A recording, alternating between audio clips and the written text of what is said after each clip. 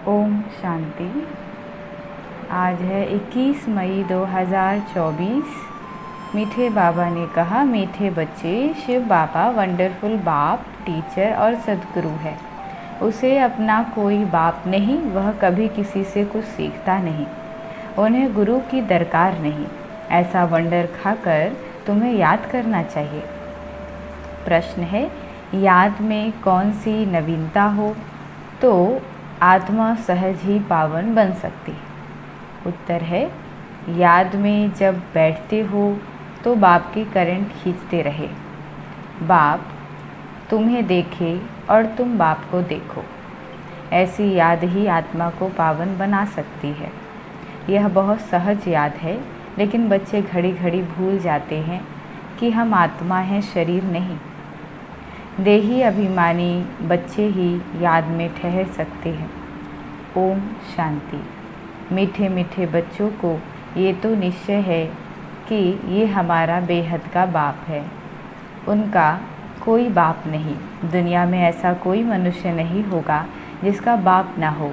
एक एक बात बड़ी अच्छी समझने की है और फिर नॉलेज भी वो सुनाते हैं जो कभी पढ़ते नहीं हैं। नहीं तो मनुष्य मात्र कुछ ना कुछ पढ़ते जरूर हैं। श्री कृष्ण भी पढ़ा है। बाबा कहते हैं, मैं क्या पढ़ूं, मैं तो पढ़ाने आया हूँ। मैं पढ़ा हुआ नहीं हूँ, मैंने कोई से शिक्षा नहीं ली है, कोई गुरु नहीं किया है। ड्रामा प्लान अनुसार बाप की जरूर ऊंचे ते ऊंच महिमा होगी। गाया भी जाता है, ऊंचे ते ऊंचा भगवन। उसने ऊंचा फिर क्या, उनसे ऊंचा फिर क्या होगा? ना बाप, ना टीचर, ना गुरु। बेहद के बाप का ना कोई बाप है, ना टीचर है, ना गुरु है। ये स्वयं ही बाप, टीचर और गुरु हैं। यह तो अच्छी तरह समझ सकते हो। ऐसा कोई भी व्यक्ति हो नहीं सकता। यही वंडर खाकर ऐसे बाप, टीचर और सदगुरु को याद करना चाहिए। मनुष्य कहते भी हैं, ओ गॉड फादर। वह नॉलेजफुल टीचर भी है, सुप्रीम गुरु भी है, एक ही है। ऐसा कोई दूसरा मनुष्य मात्र नहीं होगा। उनको पढ़ाना भी मनुष्य तन में है। पढ़ाने के लिए मुख तो जरूर चाहिए। यह भी बच्चों को घड़ी घड़ी स्मृति रहे तो भी बेड़ा पार हो जाए। बाबा को याद करने से ही विकर्म विनाश होंगे। सुप्रीम टीचर समझने से सारा ज्ञान बुद्धि में आ जाएगा। वह गुरु भी हैं, हमको योग सिखला रहे हैं। एक के ही साथ योग लगाना है। सभी आत्माओं का एक ही फादर है। सब आत्माओं को कहते हैं, मामेकम याद करो। आत्मा ही सब कुछ करती है। इस शरीर रूपी मोटर को चलाने वाली आत्मा है। उनको रथ कहो व कुछ भी कहो, मुख्य चलाने वाली आत्मा ही है। आत्मा का बाप एक ही है। मुख से कहते भी हो, हम सब भाई भाई हैं। एक बाप के बच्चे हम सब भाई भाई हैं। फिर जब बाप आते हैं प्रजापिता ब्रह्मा के तन में, तो भाई बहन होना पड़ता है। प्रजापिता ब्रह्मा मुख वंशावली, तो भाई बहन होंगे ना। भाई की बहन से कभी भी शादी नहीं होती है। तो ये सब प्रजापिता ब्रह्मा कुमार कुमारियाँ हो गए। तो भाई बहन समझने से जैसे बाप के लवली चिल्ड्रन ईश्वरीय संप्रदाय हो गए। तुम कहते हो हम डायरेक्ट ईश्वरीय संप्रदाय हैं। ईश्वर बाबा हमको सब कुछ सिखला रहे हैं। वह कोई से सीखा हुआ नहीं है, वो तो है ही सदैव संपूर्ण। उनकी कलाएं कभी कम नहीं होती और सबकी कलाएं कम होती हैं। हम तो शिव बाबा की बहुत महिमा करते हैं। शिव बाबा कहना बड़ा इजी है और बाप ही पतित पावन है। सिर्फ ईश्वर कहने से इतना जचता नहीं। अभी तुम बच्चों को दिल में जचता है। बाबा कैसे आकर पतितों को पावन बनाते हैं। लौकिक बाप भी है, पारलौकिक बाप भी है। पारलौकिक बाप को सभी याद करते हैं क्योंकि पतित हैं। बाबा कहते तब याद करते हैं क्योंकि सब पतित हैं, तभी याद करते हैं। पावन बन गए तो फिर दरकार नहीं पतित पावन को बुलाने की। ड्रामा देखो कैसा है, पतित पावन बाप को याद करते हैं, चाहते हैं हम पावन दुनिया के मालिक बने। शास्त्रों में दिखाया है देवताओं और असुरों की लड़ाई लगी, परंतु ऐसा तो है नहीं। अभी तुम समझते हो हम न असुर हैं न देवता, अभी हम बीच में हैं। सभी तुमको बाबा कहते कूटते रहते हैं, यह खेल बड़ा मज़े का है। नाटक में मज़ा ही देखने जाते हैं ना, वह सब है हद का ड्रामा, ये है बेहद का ड्रामा। तो बाबा कहते ड्रामा की हर सीन जो है सुख के लिए है, आनंददायी है, इंजॉय करने के लिए है। तो बाबा हमें समझाते हैं नाटक में मज़ा देखने के लिए ही तो जाते हैं ना, इसको और कोई नहीं जानते। देवताएं, बाबा कहते देवताएं तो जान भी नहीं सकते हैं, अभी तुम कलयुग से निकल आए हो। फिर बाबा कहते जो खुद जानते हैं वह औरों को भी समझा सकते। एक बार ड्रामा देखा तो फिर सारा ड्रामा बुद्धि में आ जाएगा। बाबा ने समझाया है ये मनुष्य सृष्टि रूपी झाड़ है, इसका बीज ऊपर में है। विराट रूप कहते हैं ना। बाबा बैठ तुम बच्चों को समझाते हैं। मनुष्यों को ये पता नहीं है शिव बाबा कोई से भाषा सीखा होगा, जबकि उनका कोई टीचर ही नहीं है तो भाषा फिर क्या सीखा होगा। तो ज़रूर जिस रथ में आते हैं उनकी भाषा ही काम में लाएगा। उनकी अपनी भाषा तो कोई है नहीं, वह कुछ पढ़ते सीखते ही नहीं है, उनका कोई टीचर होता नहीं। श्री कृष्ण तो सीखता है, उनके माँ बाप टीचर हैं, उनको गुरु की दरकार नहीं है, क्योंकि उनको तो सद्गति मिली हुई है। यह भी तुम जानते हो, तुम ब्राह्मण हो सबसे ऊंच, यह तुम स्मृति में रखो। हमको पढ़ाने वाला बाप है, हम अभी ब्राह्मण हैं। ब्राह्मण देवता कितना क्लियर है। बाबा को तो पहले से ही कह देते हैं, वो सब कुछ जानते हैं। क्या जानते हैं ये किसी को पता नहीं, वो नॉलेजफुल है। सारे सृष्टि के आदि मध्य अंत की नॉलेज उनको है। बीज को सारे झाड़ की नॉलेज होती है, वो तो है जड़ बीज, तुम हो चैतन्य, तुम अपने झाड़ की नॉलेज समझते हो। बाबा कहते हैं मैं इस वैरायटी मनुष्य सृष्टि का बीज हूँ। है तो सब मनुष्य, परंतु वैरायटी है।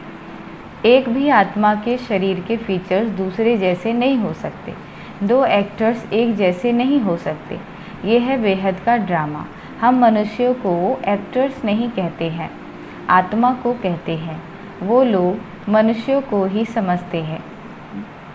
बाबा कह रहे हैं एक्टर्स, बाबा किसे कहते हैं? आत्मा एक्टर है, मनुष्य ने यही बात नहीं समझते हैं। तुम्हारी बुद्धि में है कि हम आत्माएं एक्टर्स हैं जो शरीर द्वारा डांस करते हैं। जैसे मनुष्य बंदर को डांस कराते हैं, यह भी आत्मा है जो शरीर को डांस कराती है, पार्ट बजवाती है।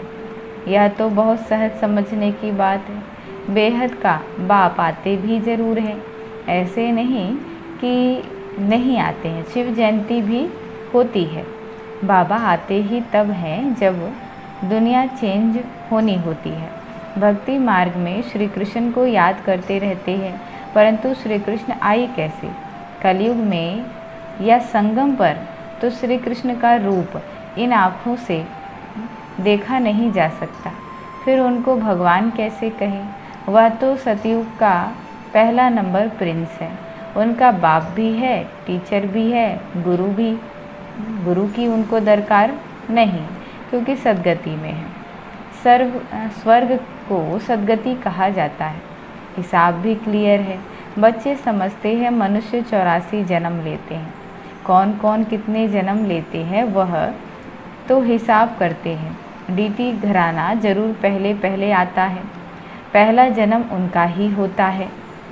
एक का भी हुआ तो उनके पीछे सभी आ जाते हैं। ये बातें तुम जानते हो। तुम्हारे में भी कोई अच्छी रीति समझते हैं, कोई जैसे उस पढ़ाई में होता है, ये भी बहुत सहज है। सिर्फ एक गुप्त डिफ़िकल्टी है, तुम बाबा को याद करते हो, उसमें माया विघ्न डालती है, क्योंकि माया रावण को ईर्ष्या होते हैं, माया रावण को ईर्ष्या होती है। तुम राम को याद करते हो तो रावण को ईर्ष्या होती है कि हमारे मुरीद राम को याद करता है।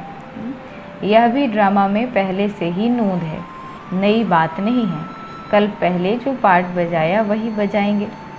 अभी तुम पुरुषार्थ कर रहे हो, कल पहले जो पुरुषार्थ किया है वो अभी भी कर रहे हो। ये चक्र फिरता रहता है, कभी बंद नहीं होता। टाइम की टिक टिक होती रहती है। बाबा समझाते हैं, इस 5000 वर्ष का ये जो ड्रामा है, शास्त्रों में कैसी कैसी बातें लिख दी हैं। बाबा ऐसे कभी नहीं कहेंगे कि भक्ति छोड़ो, क्योंकि अगर यहाँ भी चल नहीं सके तो वो भी छूट जाए, तो ना इधर का ना उधर का ही रहे, कोई काम का ही नहीं रहे। इसीलिए तुम देखते हो कई मनुष्य ऐसे भी हैं जो भक्ति आदि कुछ नहीं करते, बस ऐसे ही चलता रहता है। कई तो कहते हैं भगवान ही अनेक रूप धरते हैं। अरे ये तो बेहद का ड्रामा है, अनादि बना बनाया है, जो रिपीट होता रहता है। इसीलिए इसको अनादि अविनाशी ड्रामा, वर्ल्ड ड्रामा कहा जाता है। इसको भी तुम बच्चे ही समझ सकते हो। इसमें भी तुम कुमारियों के लिए बहुत सहज है। माताओं को तो जो सीढ़ी चढ़ी है वो उतरना पड़े, कुमारी को तो कोई और बंधन नहीं है, चिंतन ही नहीं है, बाप का बन जाना है। लौकिक संबंध को भूल पारलौकिक संबंध जोड़ना है। कलयुग में तो है ही दुर्गति, नीचे उतरना ही है ड्रामा अनुसार। भारतवासी कहते हैं ये सब कुछ ईश्वर का है, वो मालिक है। तुम कौन हो? हम आत्मा हैं, बाकी यह सब कुछ ईश्वर का है। ये देह आदि जो कुछ है परमात्मा ने दिया है। मुख से कहते ठीक है, कह देते हैं ये सब ईश्वर ने दिया है। अच्छा, फिर उनकी दी हुई चीज़ में खयानत थोड़े ही डालनी चाहिए, परंतु उस पर भी चलते नहीं हैं, रावण मत पर चलते हैं। बाबा समझाते हैं तुम तो ट्रस्टी हो, जब सब कुछ भगवान का ही दिया हुआ है तो चीज़ों के आने और जाने से फ़र्क क्यों पड़ता है? हम तो ट्रस्टी हैं ना, परंतु रावण संप्रदाय होने के कारण तुम ट्रस्टीपन में अपने को धोखा देते हो। मुख से कहते एक हो और करते दूसरा हो। बाबा ने चीज़ दी फिर ले ली, उसमें तुमको दुख क्यों होता है? ममत्व मिटाने के लिए ही यह बातें बाप अपने बच्चों को समझाते हैं। अब बाबा आया है, तुमने ही पुकारा है बाबा हमको साथ ले चलो। हम रावण राज्य में बहुत दुखी हैं, आकर के हमको पावन बनाओ, क्योंकि समझते हैं कि पावन बनने के बगैर हम जा नहीं सकते। हमको ले चलो। कहाँ ले चलो? घर ले चलो। सब कहते हैं हम घर जाएं। श्री कृष्ण के भक्त चाहते हैं हम कृष्णपुरी वैकुंठ में जाएं। सतयुग में ही याद रहता है, प्यारी चीज़ है। मनुष्य मरता है तो स्वर्ग जाता ही है। स्वर्ग तो सतयुग में ही होता है, कलयुग में होता है नर्क, तो जरूर पुनर्जन्म नर्क में ही होगा। ये कोई सतयुग थोड़े ही है, यह तो वंडर ऑफ वर्ल्ड है। कहते भी हैं पर बाबा कहते भी हैं, समझते भी हैं, फिर भी कोई मरता है तो उनके संबंधी कुछ भी समझते नहीं। बाबा के पास जो 84 के चक्र की नॉलेज है वो बाबा ही दे सकते हैं। तुम तो अपने को देही समझते थे, ये रॉन्ग था। अब बाबा कहते हैं देही अभिमानी भव। श्री कृष्ण तो कह ना सके देही अभिमानी भव, उनका तो अपनी देह है ना। शिव बाबा को अपनी देह नहीं है, यह तो उनका रथ है जिसमें वो विराजमान है। उनका यह रथ है तो इनका भी रथ है, इनकी अपनी आत्मा भी है। बाबा का भी लोन लिया हुआ है। बाप कहते हैं मैं इनका आधार लेता हूँ, अपना तो है नहीं, तो पढ़ाएंगे कैसे? बाबा रोज़ बैठ बच्चों को कशिश करते हैं कि अपने को आत्मा समझ बाबा को याद करो, ये शरीर भी भूल जाए। हम तुमको देखें, तुम हमको देखो। बाबा कहते कैसा प्यार हो, हम तुमको देखें, तुम हमको देखें और ये शरीर ही भूल जाए। तुम जितना बाबा को देखेंगे पवित्र होते जाएंगे और कोई उपाय पावन बनने का है ही नहीं। अगर हो तो बताओ जिससे आत्मा पवित्र होती हो। गंगा के पानी से तो होती नहीं। पहले तो कोई को भी बाप का परिचय देना है। ऐसा बाप तो और कोई नहीं होता। नब्ज देखो, ऐसा समझा है जो चक्रित हो जाए। समझे बरोबर इनको परमात्मा कहा जाता है। अभी तुम बच्चों को बाप अपना परिचय दे रहे हैं। मैं कौन हूँ यह भी बच्चों को मालूम है। हिस्ट्री रिपीट होती है। जो स्कूल के होंगे वही आएंगे, बाकी तो सब अपने अपने धर्म में चले जाएंगे। जो और धर्म में कन्वर्ट हो गए हैं वह फिर से बाबा कहते निकल कर अपने अपने सेक्शन में चले जाएंगे। इसीलिए निराकारी झाड़ भी दिखाया है। ये बातें तुम बच्चे ही समझते हो, बाकी और कोई मुश्किल ही समझते।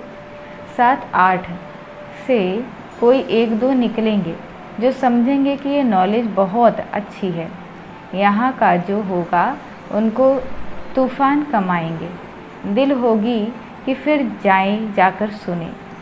कई फिर संग के रंग में भी आ जाते हैं तो फिर आते नहीं। जहाँ पार्टी को जाता हुआ देखेंगे तो उसमें लटक पड़ेंगे। मेहनत लगती है बहुत। कितनी मेहनत करनी पड़ती है। घड़ी घड़ी कहते हैं, हम भूल जाते हैं। मैं आत्मा हूँ, शरीर नहीं हूँ, ये घड़ी घड़ी भूल जाते हैं। बाबा भी जानते हैं। बच्चे काम चिता पर बैठकर काले हो गए हैं, कब्र दाखिल हो पड़े हैं, इसीलिए सांवरे बन गए हैं। उनको ही फिर बाबा कहते हैं हमारे बच्चे सब जल मरे हैं। ये बेहद की बात है। कितनी करोड़ों आत्माएं हमारे घर में रहने वाली हैं, अर्थात ब्रह्म लोक में रहने वाली हैं। बाबा तो बेहद में खड़ा है ना, तुम भी बेहद में खड़े हो जाएंगे। जानते हो बाबा स्थापना करके चला जाएगा, फिर तुम राज्य करेंगे, बाकी सब आत्माएं शांति धाम में चली जाएंगी। अच्छा, धारणा के लिए मुख्य सार। किसी भी एक्टर से रावण यानी ईर्ष्या करे, विघ्न डाले, तूफान में लाए, उसे न देख अपने पुरुषार्थ में तत्पर रहना है। क्योंकि हर एक एक्टर का पार्ट इस ड्रामा में अपना अपना है। यह अनादि बना हुआ ड्रामा है। किसी भी एक्टर से रावण यानी ईर्ष्या करे, विघ्न डाले, जो माया है वो किसी के भी थ्रू, बाबा कह रहे हैं कोई भी माध्यम बने, कोई भी कारण बने माया के आने का, लेकिन उस पर ध्यान न दे करके अपने पुरुषार्थ पर ध्यान देना। यही बाबा कहते हर एक एक्टर का पार्ट है, यही हमारा पुरुषार्थ है। दूसरी पॉइंट है रावण मत पर ईश्वर की अमानत में खयानत नहीं डालनी है। सबसे ममत्व निकाल पूरा ट्रस्टी होकर रहना है। रावण मत पर ईश्वर की अमानत में खयानत नहीं डालनी है। सबसे ममत्व निकाल पूरा ट्रस्टी होकर रहना है। वरदान है सदा एकरस मूड द्वारा सर्व आत्माओं को सुख शांति प्रेम की अंजलि देने वाले महादानी भव। बाबा ने कहा आप बच्चों की मूड सदा खुशी की एकरस रहे, कभी मूड ऑफ, कभी मूड बहुत खुश, ऐसे नहीं। सदा महादानी बनने वालों की मूड कभी बदलती नहीं। देवता बनने वाले, माना देने वाले, आपको कोई कुछ भी दे, लेकिन आप महादानी बच्चे सबको सुख की अंजलि, शांति की अंजलि, प्रेम की अंजलि दो। तन की सेवा के साथ मन से ऐसी सेवा में बिजी रहो तो डबल पुण्य जमा हो जाएगा। स्लोगन है आपकी विशेषताएं प्रभु प्रसाद हैं, इन्हें स्वयं प्रति यूज़ नहीं करो, बांटो और बढ़ाओ। आपकी विशेषताएं प्रभु प्रसाद है।